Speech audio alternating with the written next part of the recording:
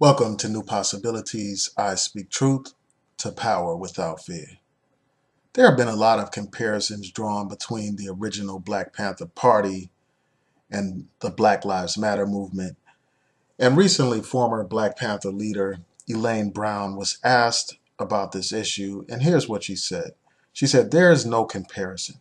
The next wave of young people running out here who are complaining and protesting about the murders of young black men and women by the police all over the country.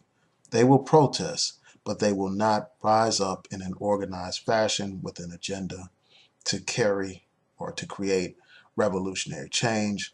We advocated community self-defense organizations to be formed so that we would not be assaulted by the police, so that we would bear arms and assume our human rights." Also, she made some additional comments, and I'm going to read those. Her additional comments were in response to some of the Black Lives Matter slogans, such as "Hands up, don't shoot," and "Stop killing us." Here's what Elaine Brown had to say. "This, to me, is a plantation mentality. It smacks of master if you would just treat me right. It has nothing to do with self-determination, empowerment, and a sense of justice or anything else." She also made some comments about Black Lives Matter meeting with Hillary Clinton. She said, "I was ashamed of them for asking that racist warmonger what she thought of black people." So here's my response to what Elaine Brown said. I thought that her comments were on point. She raised a lot of important issues, and they were valid. Like, some of the points that she made were very valid.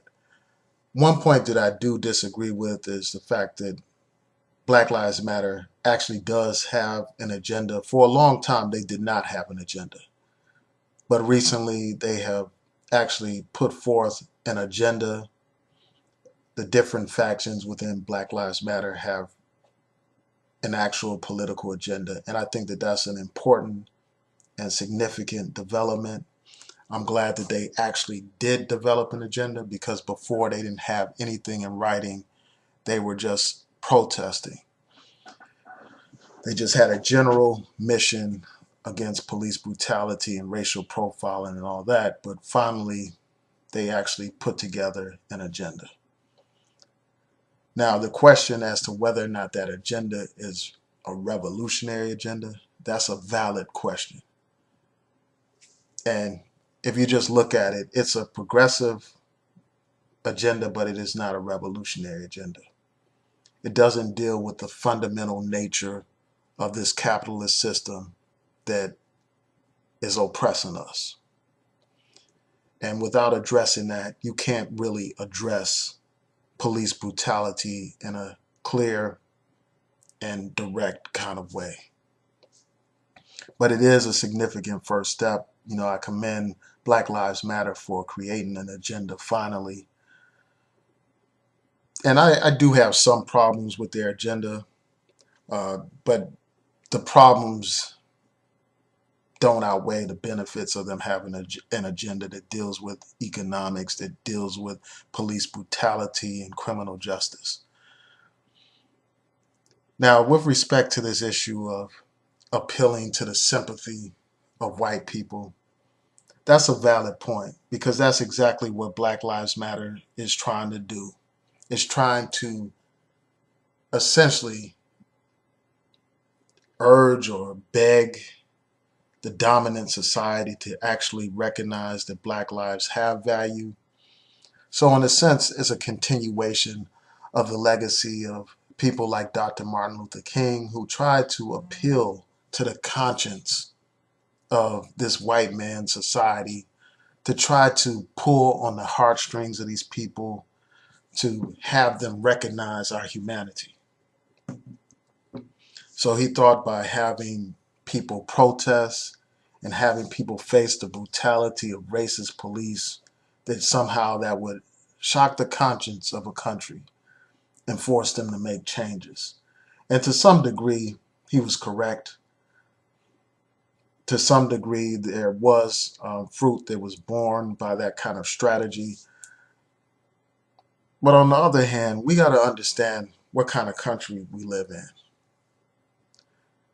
This society doesn't have a conscience. So it's hard to appeal to something that doesn't exist for the most part. If they had a conscience, they wouldn't have exterminated the native people, committed genocide on them. They wouldn't have enslaved black people for hundreds of years. They wouldn't try to rationalize every single police killing of black people if they had a conscience. If they had a conscience, they wouldn't allow these police to get away with murder, and then after they get away with murder, they wouldn't celebrate these people and turn them into practical heroes like they have done with George Zimmerman. He has become a celebrity.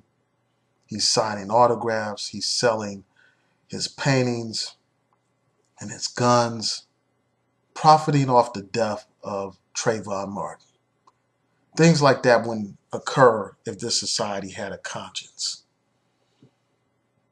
It just wouldn't happen. If this society had a conscience, police departments all around the country would not rally behind and support those who kill black people without justification.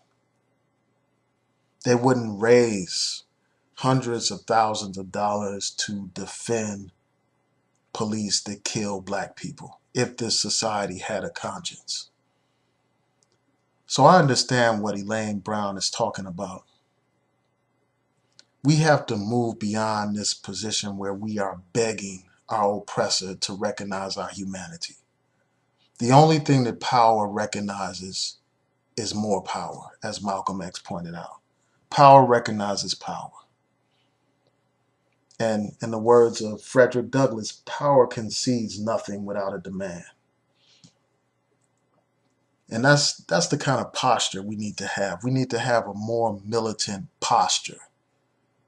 I respect Black Lives Matter, but I don't think that they go hard enough. I don't think they go strong enough.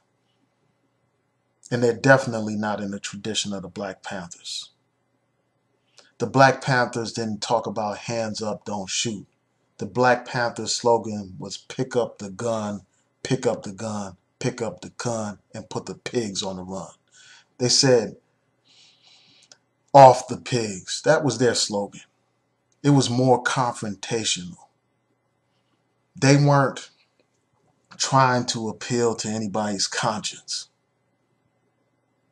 They weren't looking for sympathy.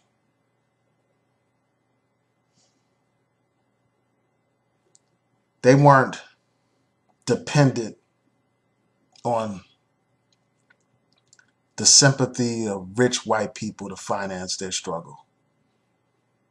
Although they did work with some celebrities and all that kind of stuff that did contribute, but the celebrities contributed because they believed in the cause. The Black Panthers weren't trying to be sympathetic. Their objective was not to raise money. Their objective was not to be famous. Their objective was the liberation of black people. Their objective was to not fit within this capitalist society, but to fundamentally change the nature of this society, to radically change the nature of the society, not reform it, not make changes around the edges, but to make fundamental change. And that's the difference between a Black Panther Party and a Black Lives Matter movement. Also, Black Lives Matter doesn't project the same level of strength that the Black Panthers did. The Black Panther Party was led by strong, masculine, heterosexual men. And there were women leaders as well, such as Elaine Brown and Kathleen Cleaver and others. But it was a primarily black male-dominated organization that presented a strong image of what it means to be a man. Brothers wearing black leather jackets and berets in formation like soldiers. They were direct in their speech and confrontational in their speech.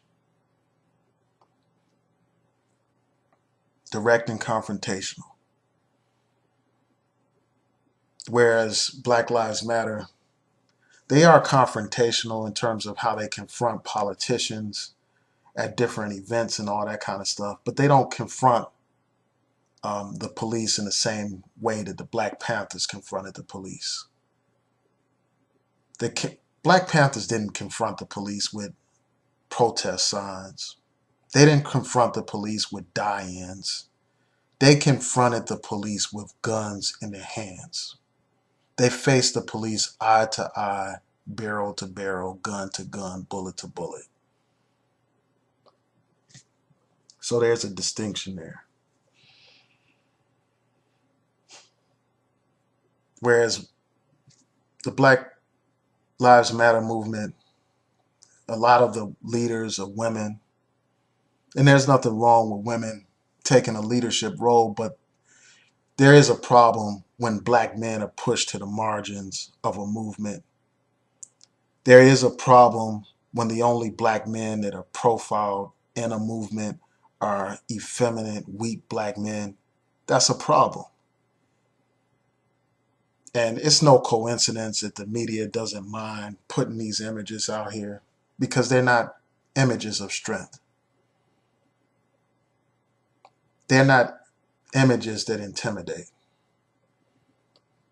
So yeah, there's a huge difference between these movements. Also, the Black Panther Party had organizational discipline.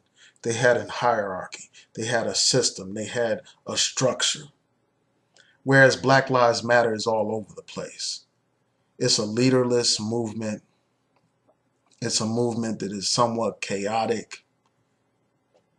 And you can't affect any kind of change when you don't have an organized structure. The system of oppression is organized. The system of oppression has hierarchy. You can't defeat such a system without any kind of organizational discipline. And that's one of the main problems with the Black Lives Matter movement, the lack of organizational discipline. But despite my criticism of the Black Lives Movement, I do recognize the great things that they have done in terms of creating a dialogue around issues of police brutality. I recognize the importance that they have played in terms of the protest and bringing attention to this issue. So I do commend them, but I think that they need to learn from movements of the past, like the Black Panther Party. And like even some of these traditional civil rights groups, they can learn from them as well. Instead of taking an attitude of arrogance, instead of taking an attitude as if they know everything, they need to listen to elders like Elaine Brown, and perhaps they will learn something. So those are my thoughts about this issue. Tell me what you think. Please rate, comment, and subscribe. Peace.